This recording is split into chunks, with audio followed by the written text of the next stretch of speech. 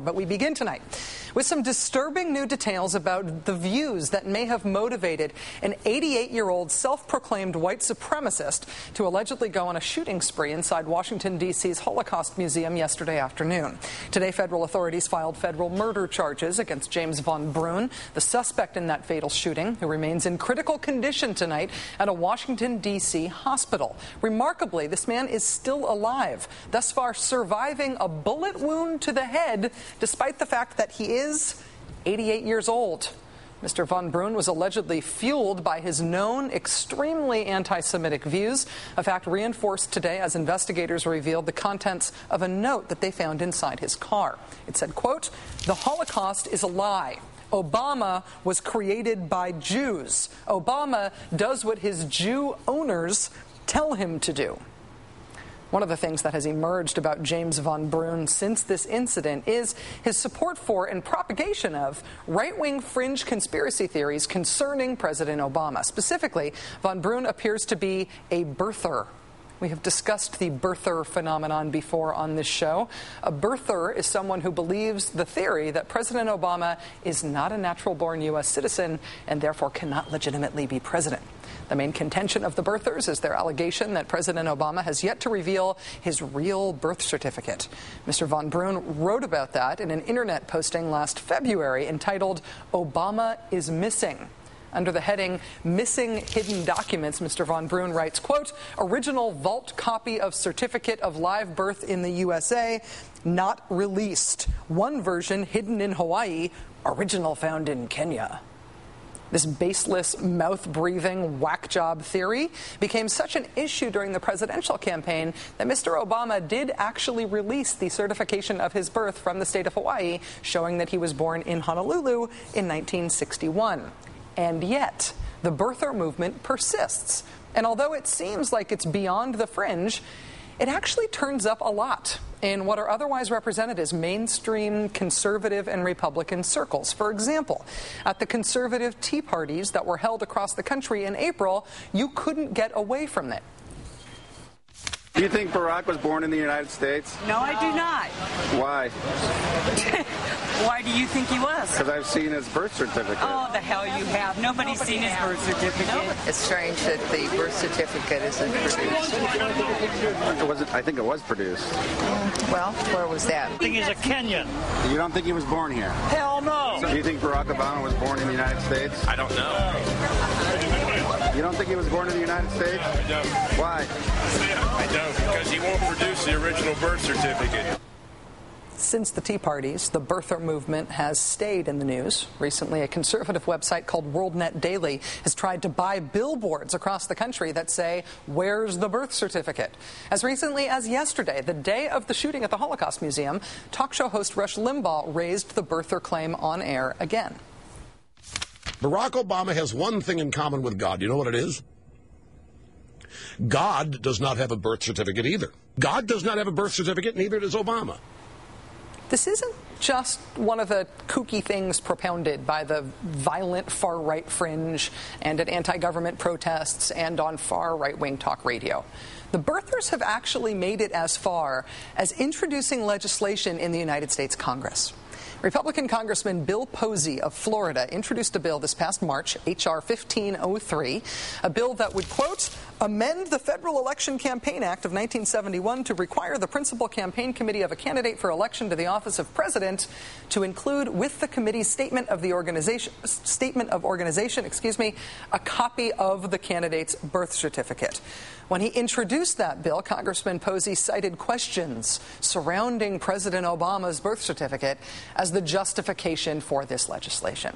The bill currently does have one co-sponsor, Republican Congressman Bob Goodlatte of Virginia. Now, neither congressman responded to our inquiries today about whether they will still press this legislation in light of the fact that someone propounding this theory online is now charged with murder after storming the Holocaust Museum, leaving behind a note decrying the illegitimacy of the presidency of Barack Obama. We hope, of course, that the congressman will get back to us. We'd love to have either one of them on the show to talk this through. Anyone in America, of course, has the right to say anything they want. The First Amendment is the plinth on which we build our rights-based society. And, at the same time, everyone can be held responsible for the views they propound. And the more that elected representatives and mainstream political figures repeat these explosive, over-the-top, inciting allegations like, say, the country's been taken over by a man who's not really president, the more overlap there is between the far-right extremist fringe and mainstream conservative American politics. Joining us now is Joan Walsh. She's editor-in-chief of Salon.com. Joan, thanks so much for coming back on the show. Nice to see you. Nice to see you, Rachel. We still haven't heard back from either of these Republican congressmen who are supporting this birther bill in Congress. And, of course, we're hoping that we do. Right. Do you think there's any chance that they'll rescind this legislation just out of the pure bad taste of it?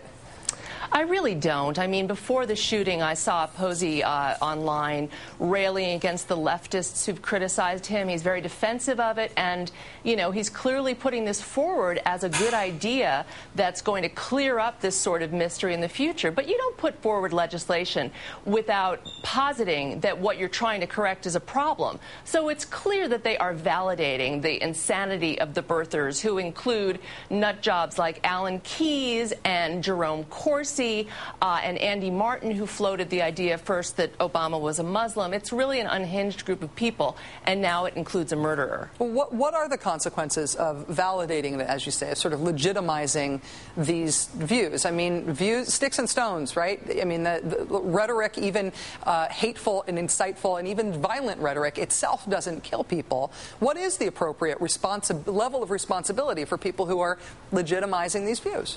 You know, I would like to see mainstream, decent Republicans repudiate this bill, call it out as unnecessary, given the climate that we're in. You know, the thing that gets to me about the birthers, they are crazy. Apparently, at least one is dangerous. It challenges the foundation of our society. If our president is not eligible to be our president, it creates this panic, this sort of sense of panic, and again, illegitimacy in this man who was elected by an enormous margin. Well, Joan, during the presidential campaign, you'll recall that Senator McCain pointedly came to then-Senator Obama's defense after one supporter called Obama an Arab. Everybody's seen that tape. Is there anyone in Republican leadership who's taking sort of the adult position like that right now, trying to act as a calming influence? No, you know, I'm not seeing anybody yet, but I'm hoping we're going to get to that point. You know, McCain did that after people at Sarah Palin rallies were shouting, "Kill him." And the climate is very awful. I mean, you mentioned our friend Rush. When Obama went to Hawaii to visit his grandmother, Rush and Michael Savage actually suggested he was going there to somehow tamper with his birth certificate.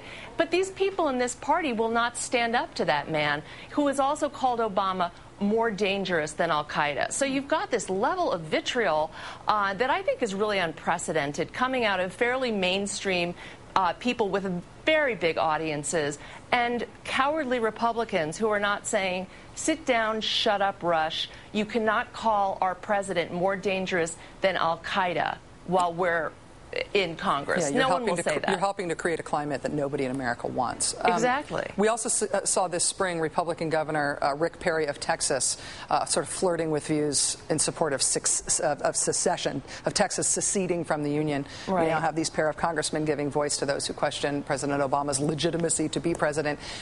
Do you think that Republicans see some real electoral potential political benefit in not tamping down this extremist rhetoric, in it's essentially inciting it by legitimizing it?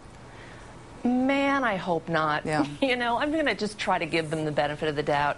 They are a down-and-out party now, Rachel. We both know that. But I'm hoping some people of decency will come back, build a comeback around policy. We don't like what Obama's done with General Motors. We don't like his tax policy. Those are perfectly fine things. But this continued harping on the most things that excite the most violent fringe, like secession, things that really call into question his legal legitimacy to run our country, they're very dangerous. And I think it's getting to be time for mainstream Republicans to rebuild their party on the basis of reaching out to other people and opposing the president on policy, but not for these vicious, vitriolic reasons. Joan Walsh, editor-in-chief of Salon.com. Thank you very much for your time tonight, Joan. It's great to see you. Thank you, Rachel.